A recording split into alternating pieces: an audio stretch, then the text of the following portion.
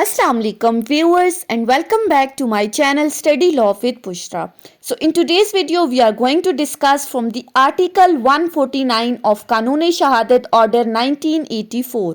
But before starting the discussion, I request you all to please subscribe to my channel and don't forget to press the bell icon for latest updates.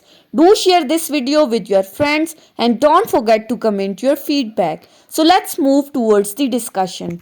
Article 149 basically deals with exclusion of evidence to contradict the answers to the questions testing the veracity.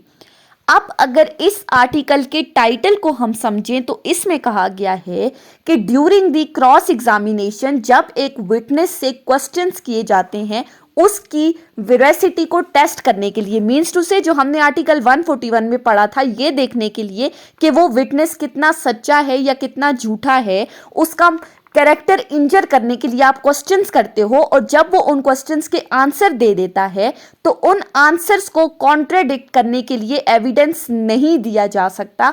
एक exception बताई गई है। Article 149 क्या कहता है? When the witness has been asked, जब एक witness से क्वेश्चंस किए जाते हैं and has answered any question which is relevant as it tends to shake his credit by injuring his character, कि उससे ऐसे क्वेश्चन पूछे जाते हैं जो उसके कैरेक्टर को इंजर करने के लिए किए गए हैं और वो उन क्वेश्चंस के आंसर दे देता है, no evidence shall be given to contradict him. तो आप उसके उन आंसर्स को कॉन्ट्राडिक्ट करने के लिए एविडेंस नहीं दे सकते जो कि आपको लगता है कि उसने गलत जवाब दिया है, लेकिन उसको कॉन्ट्राडिक्ट करने के लिए आप कोई भी सबूत पेश नहीं कर सकते। But if he answers falsely, लेकिन अगर उसने कोई झूठी गवाही दी है तो फिर ही में afterwards be charged with giving false evidence, तो बाद में उसको उसकी झूठी गवाही देने के ऊपर चार्ज किया जा सकता है। लेकिन आर्टिकल 149 के जनरल रूल के अकॉर्डिंग उस विटनेस के क्वेश्चंस को के आंसर्स को कॉन्ट्राडिक्ट करने के लिए आप एविडेंस नहीं दे सकते। अब इसी जनरल रूल की दो एक्सेप्शंस इस आर्टिकल में बताई गई हैं। फर्स्ट एक्सेप्शन क्या कहती है? If a witness is asked whether he has been previously convicted of any crime, कि जहां पर किसी विटनेस से यह पूछा जाता है कि क्या उसको पहले किसी जुर्म में सजा हुई थी, फॉर एग्जाम्पल कि उसको चोरी के जुर्म में सजा दी गई थी और वो अपनी सजा काट कर आया है, लेकिन वो इस चीज को डिनाई करता है, देन एविडेंस में be given of his previous conviction. तो ऐसी सूरत में उसकी प्रीवियस कन्विक्शन को प्रूव करने के लिए आप एविडेंस दे सकते हो। सेकंड एक्सेप्शन क्या कह रही है? If a witness is asked any question tending to impeach his impartiality, अगर कहीं पर किसी विटनेस से कोई क्वेश्चन किया जाता है उसकी इम्पार्शियलिटी को इम्पीच करने के लिए कि क्या वो इम्पार्शियल होकर गवाही दे रहा है और वो इस चीज का इनकार कर देता है and he answers by denying the facts, तो ऐसी सूरत में भी आप एविडेंस दे सकते हो उसकी उस आंसर्स को कॉन्ट्राडिक्ट करने के लिए। अब आर्टिकल 149 में जनरल रूल क्या है कि आप एविडेंस नहीं दे सकते विटनेस के आंसर्स को कॉन्ट्राडिक्ट करने के लिए। अब अगर हम इस आर्टिकल की इलस्ट्रेशंस देखें इस जनरल रूल की, तो इलस्ट्रेशन बी हमें क्या कहती है? एक विटनेस है और उससे ये पूछा जाता है weather he was not dismiss from the situation for dishonesty, कि क्या उसको उसकी जॉब से डिसऑनेस्टी की वजह से निकाला गया था, एंड ही डिनाइज इट, वो इनकार कर देता है। और बाद में जब काउंसिल इस चीज को प्रूव करने के लिए एविडेंस लेकर आती है कि उसको डिसऑनेस्टी की वजह से उसकी जॉब से निकाला गया था, तो ऐसा एविडेंस एडमिसिबल नहीं है, क्योंकि जनरल रूल में हमने क्या पढ़ा कि आप उसके आंसर्स को कॉन्ट्राडिक्ट करने के लिए एविडेंस पेश नहीं कर सकते। फिर आगे हमने दो एक्सेप्शंस पढ़ी, तो उन एक्सेप्शंस के अकॉर्डिंग अगर आप इलस्ट्रेशन डी को देखें, A is asked whether his family has not had a blood feud with the family of B. A एक बंदा है जो B के अगेंस्ट गवाही देने के लिए आया है, उससे ये पूछा जाता है कि क्या उसकी B की फैमिली के साथ कोई खानदानी दुश्मनी थी, जिसके मुतालिक वो एविडेंस देने के लिए आया है, और वो इस चीज का इनकार कर देता है कि ऐसा कुछ नहीं है, हमारी उनके साथ किसी भी किस्म की कोई दुश्मनी नहीं है। तो ऐसी सूरत में आप उसको कॉन्ट्रडिक्ट करने के लिए एविडेंस लेकर आ सकते हो, क्योंकि यहाँ पर जो क्वेश्चन है वो उसकी इम्पार्शियलिटी को इम्पीच करने के लिए किया गया है, जो कि हमने सेकंड एक्सेप्शन में पढ़ा था कि जहाँ पर इम्पार्शियलिटी की बात आएगी तो तब आप एविडेंस लेकर आओगे उसकी इस इम्पार्शियलिटी को कॉन्ट्रडिक्ट करने के लिए जो उसने आंसर दिया है। उसके बाद आ जाते हैं आर्टिकल 150 के ऊपर। आर्टिकल 150 कहता है question by party to his own witness. अब इसमें क्या कहा गया है कि एक पार्टी अपने ही विटनेस से क्वेश्चंस कर सकती है। अब यहां पर अपने विटनेस से क्वेश्चंस करने का मतलब क्या है कि अगर वो विटनेस उसके अगेंस्ट गवाही देने लग जाए तो ऐसी सूरत में क्या वो उस विटनेस पर जरा कर सकती है, जो एडवर्स पार्टी का राइट है। आर्टिकल 150 कहता है the court may in its discretion. अब यहां पर कोर्ट ने अपनी डिस्क्रिशनरी पावर्स को यूज करना है। कोर्ट कर सकती है अपनी डिस्क्रिशनरी पावर्स को यूज करते हुए परमिट दी पर्सन, अलाउ कर सकती है, इजाजत दे सकती है किस बंदे को, who calls a witness to put any questions to him. ऐसा बंदा जो अपने लिए गवाह लेकर आया है और वो कोर्ट उसको अलाउ कर सकती है कि वो उससे ऐसे क्वेश्चंस करे which might be put in cross examination by adverse party, जो कि एडवर्स पार्टी की तरफ से उस पर क्रॉस एग्जामिनेशन में किए जा सकते थे। मीन्स टू से विटनेस आप अपने लिए गवाही के लिए लेकर आए अपने फेवर में, वो विटनेस आपके अगेंस्ट हो जाता है, वो हॉस्टाइल विटनेस हो गया। जनरली तो ये रूल है कि उसको हॉस्टाइल डिक्लेयर करना होता है, लेकिन आर्टिकल 150 कहता है कि उसको हॉस्टाइल डिक्लेयर करने के बगैर आर्टिकल 150 के अकॉर्डिंग कोर्ट आपको परमिट कर सकती है कि आप अपने उस विटनेस से ऐसे क्वेश्चंस कर सकते हो जो कि जरा के दौरान एडवर्स पार्टी का राइट था कि वो उससे क्वेश्चंस करे, कि जब वो विटनेस आपके अगेंस्ट हो गया तो फिर आप उस पर जरा कर सकते हो इस आर्टिकल के अकॉर्डिंग सिंपली। उसके बाद आ जाए तो आर्टिकल 151 है, ये भी बहुत इंपॉर्टेंट आर्टिकल है।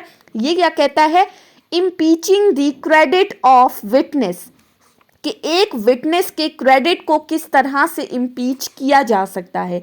आर्टिकल 150 के according the credit of witness may be impeached in the following veg by the adverse party. Number 1 कि एक विटनेस के क्रेडिट को इम्पीच इस तरह से किया जा सकता है कि एडवर्स पार्टी उससे क्वेश्चनिंग कर सकती है, जो हमने बात की क्रॉस एग्जामिनेशन के दौरान, और with the consent of the court by the party who calls him, या फिर वो पार्टी जिसने उस विटनेस को कोर्ट में पेश किया है वो with the consent of the court उससे क्वेश्चंस करके उसके करेक्टर को इम्पीच, उसके क्रेडिट को इम्पीच कर सकती है। अब वो पार्टी किस तरह से उसके क्रेडिट को इम्पीच कर सकती है। Number 1 by the evidence of the persons who testify that they from their knowledge of the witness believe him to be unworthy of credit, कि आप दूसरे गवाहों को कोर्ट में लेकर आए जो कि दूसरे गवाह आकर ये गवाही दें कि फलां बंदा झूठा है, अनट्रस्टवर्दी ऑफ द क्रेडिट है, इसकी गवाही पर यकीन नहीं करना चाहिए,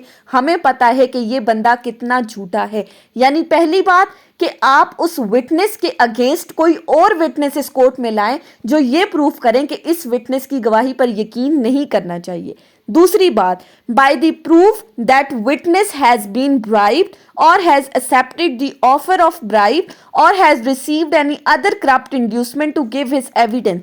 आप कोर्ट में ये चीज प्रूफ कर दो कि उस विटनेस ने रिश्वत ली है, उसको रिश्वत दी गई थी, या फिर कोई और करप्ट इंड्यूसमेंट उसने ली है कि वो कोर्ट में आकर अपने ही पार्टी के खिलाफ एविडेंस दे सके। तीसरी चीज, by the proof of former statements inconsistent with any part of evidence which is liable to be contradicted, या फिर ऐसी स्टेटमेंट्स जो उसने पहले दी गई हैं आप उसकी उन प्रीवियस स्टेटमेंट्स को उसकी आज की स्टेटमेंट्स के साथ कंपेयर करते हुए कोर्ट को ये बताओ कि इसने अपनी पहली स्टेटमेंट में कुछ और बात की थी और जो स्टेटमेंट ये आज दे रहा है उसमें ये कुछ और बात कर रहा है। यानी आप उसकी उन दोनों स्टेटमेंट्स को कंपेयर करते हुए उसमें कॉन्ट्रडिक्शन सामने लाओगे और कोर्ट को ये बताओगे कि इसकी स्टेटमेंट्स में तजाद है। सो 151 आर्टिकल कहता है कि एक विटनेस के क्रेडिट को इम्पीच या तो एडवर्स पार्टी कर सकती है या फिर उसकी अपनी party with the consent of the court किसी ऐसे पर्सन को कोर्ट में लाएगी जो कि उसके अगेंस्ट गवाही देंगे कि ये बंदा झूठा है, इसकी गवाही पर यकीन नहीं करना चाहिए। या फिर सेकेंडली आप ये चीज प्रूव करोगे कि इस विटनेस ने रिश्वत ली हुई है और रिश्वत लेने के बाद अब ये अपनी पार्टी के अगेंस्ट गवाही दे रहा है। या फिर तीसरी चीज कि आप उसकी पहले दी गई स्टेटमेंट्स को उसकी आज की स्टेटमेंट्स के साथ कंपेयर करो और उसमें कॉन्ट्रडिक्शन निकालते हुए प्रूव करो कि इसने पहले कुछ और बात की थी, अब ये कुछ और बात कर रहा है। अब इसी आर्टिकल में आगे एक एक्सप्लेनेशन दी गई है और वो एक्सप्लेनेशन वे 1 को एक्सप्लेन कर रही है। जो हमने पहली बात की थी कि दूसरे विटनेसेस को कोर्ट में लाया जा रहा है जो इस विटनेस के अगेंस्ट गवाही दे रहे हैं कि ये झूठा है। अब एक ऐसा विटनेस जो कि किसी दूसरे विटनेस के खिलाफ गवाही देने के लिए आया है कि ये अनट्रस्टवर्दी ऑफ द क्रेडिट है, उससे during the examination in chief ये नहीं कहा जा सकता कि वो रीजंस बताए कि वो जो इस विटनेस के बारे में कह रहा है वो इस चीज़ को एक्सप्लेन करे। यानी कि एग्जामिनेशन इन चीफ के दौरान वो अपने बिलीव की रीजंस नहीं दे सकता, लेकिन उससे ड्यूरिंग दी क्रॉस एग्जामिनेशंस पूछी जा सकती हैं कि अब वो रीजंस बताए कि वो जो ये बात कर रहा है वो किस हद तक सच्ची है। और जब वो क्रॉस एग्जामिनेशन के दौरान अपनी रीजंस बता देगा तो फिर उन रीजंस को कॉन्ट्राडिक्ट करने के लिए आप एविडेंस नहीं लाओगे। यानी कि जो उस विटनेस ने जवाब दिए हैं उस जवाब को कॉन्ट्रडिक्ट करने के लिए आप एविडेंस नहीं ला सकते। लेकिन वही बात कि अगर वो झूठी गवाही देता है तो फिर उसकी फॉल्स एविडेंस के लिए, फॉल्स स्टेटमेंट के लिए बाद में आप उसको चार्ज कर सकते हो, लेकिन इससे पहले झूठी गवाही के बगैर आप उसको कॉन्ट्रडिक्ट करने के लिए एविडेंस नहीं ला सकते। ये थी हमारी आज की डिस्कशन आर्टिकल 149 से आर्टिकल 151 तक। नेक्स्ट वीडियो में हम आर्टिकल 152 से डिस्कस करेंगे। आई होप कि आपको ये लेक्चर समझ में आया होगा अगर आपने इस वीडियो को अटेंटिवली सुना है तो। अगर आपको ये वीडियो अच्छी लगी है तो इस वीडियो को लाइक करें, कॉमेंट करें और चैनल को सब्सक्राइब करना ना भूलें। Thank you so much for watching. Till then, अल्लाह हाफिज।